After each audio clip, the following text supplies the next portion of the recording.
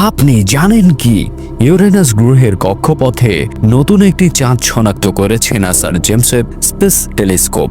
মাত্র 10 কিলোমিটার চওড়া এই ক্ষুদ্র উপগ্রহটি এখন ইউরেনাসের পরিচিত 29তম চাঁদ। বিজ্ঞানীরা বলছেন চাঁদটির আলো এতটাই ক্ষীণ যে আগের পর্যবেক্ষণগুলোতে এটি চোখেই পড়েনি।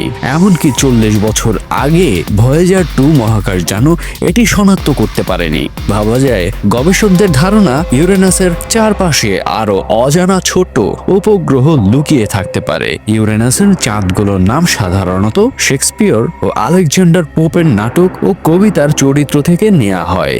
তবে সদ্য আবিষ্কৃত এই চাঁদটির নাম এখনো নির্ধারণ হয়নি। আন্তর্জাতিক জ্যোতির্বিজ্ঞান সংস্থা অনুমোদন দিলে এর আনুষ্ঠানিক নামকরণ হবে। বিজ্ঞানীদের মতে এসব ক্ষুদ্র উপগ্রহ ইউরেনাসের অতীত ইতিহাসের জটিলতা উন্মোচনে গুরুত্বপূর্ণ সূত্র দিতে পারে।